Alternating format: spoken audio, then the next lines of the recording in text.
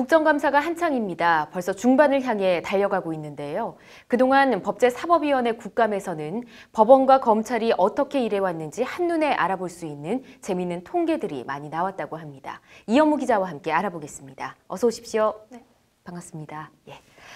네, 먼저 국감에서 어떤 통계들이 나왔는지 간단히 소개해 주시죠. 네, 국감장은 아무래도 고성이 오가기도 하고 또 질의와 답변이 지루하기 때문에 보는 사람들의 눈과 귀가 피로해지기 마련인데요. 예.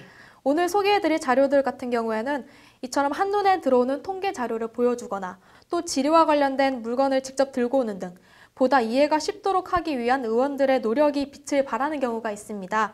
그래서 오늘 소개해드릴 자료들은 직결심판과 대법원 상고, 판사의 배당 실수라든가 검찰의 판검사 기소율, 그리고 위증죄와 관련된 자료들입니다. 직결 심판에 대한 이 청구 기각과 무죄 선고 비율이 증가하고 있다면서요?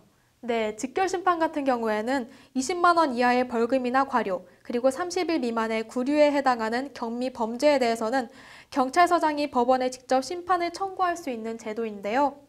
금태섭 더불어민주당 의원이 공개한 대법원 자료에 따르면 직결심판 청구 사건 중 법원이 청구 기각하거나 무죄를 선고한 비율은 2008년 2.4%에서 작년 4.9%로 2배 이상 증가했습니다. 이전에는 2.5% 정도 수준을 유지하다가 2014년 3.2%, 2015년 3.9%, 그리고 2016년엔 5.2%로 증가한 건데요.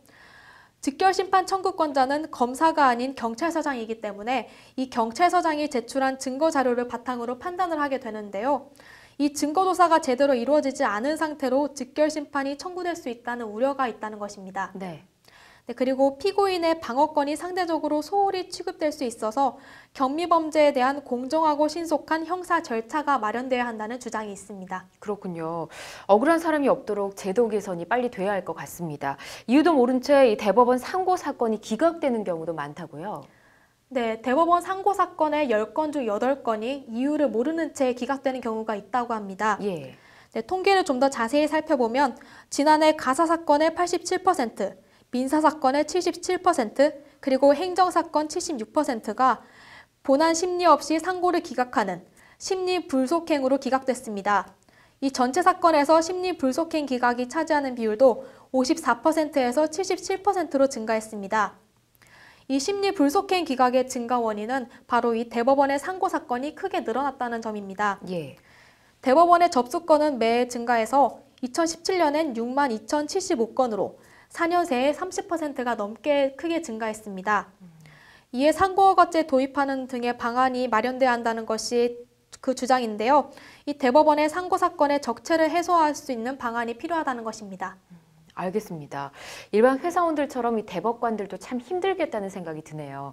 자, 그런데 기각이 아니라 이 판사의 황당한 배당 실수로 다시 재판을 받는 경우도 있다고요? 네, 법원이 기본적인 재판 절차를 혼동을 해서 사건을 다시 배당하거나 다시 재판하는 사례가 끊이지 않고 있다고 합니다. 대법원의 자료를 살펴보면 지난 2016년 1월부터 올해 7월까지 2년 반 동안 법원이 착오로 사건 배당을 잘못한 경우는 921건에 달합니다. 전체 재배당인 8,322건의 11%를 차지하고 있는데요. 또 착오에 의한 재배당은 고등법원, 지방법원보다는 작은 규모의 지원에서 많이 발생하고 있었습니다. 전체 재판부 재배당 사건 중 착오에 의한 재배당 비율은 지원의 경우 장흥지원 100%, 의성지원 67%, 서산지원 53%입니다.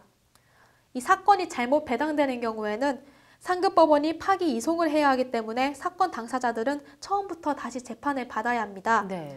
이 판사들이 기본적인 절차를 지키지 못하고 황당한 실수가 계속되는 것은 법원 스스로의 권위를 무너뜨리는 일이라는 지적이 있습니다. 네, 그렇군요. 법원의 간단한 실수에 비해서 국민들의 피해는 어마어마하다는 생각이 듭니다. 근데 검찰의 판검사 기소율이 0%대라고 들었습니다. 좀 황당한데요?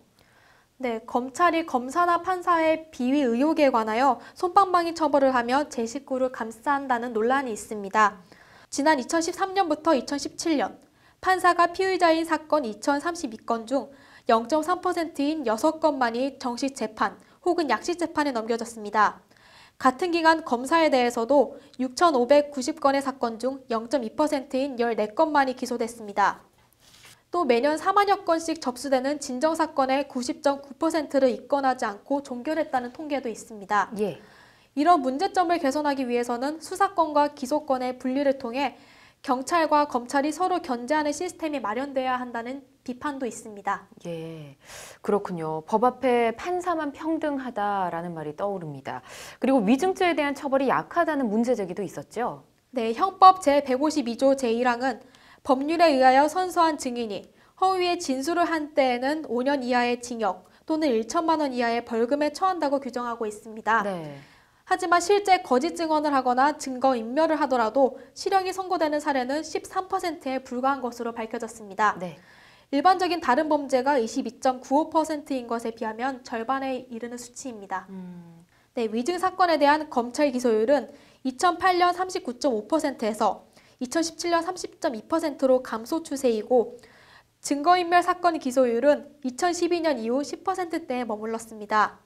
최근 10년간 위증죄와 증거인멸죄에 대한 검찰 기소율은 각각 32.9%와 22.4%였습니다. 법정에서 거짓말을 할 경우 작더라도 반드시 처벌을 받는다는 인식을 조성하기 위해서 위증에 대한 단호한 조치가 필요하다는 지적입니다. 네, 잘 알겠습니다. 이렇게 모아놓고 보니까 법원과 검찰에 제기된 문제들이 정말 많다는 생각이 드네요. 앞으로 남은 국감 일정 동안 감사가 좀 제대로 이루어져서 올바른 개선안이 마련됐으면 좋겠습니다. 오늘 잘 들었습니다.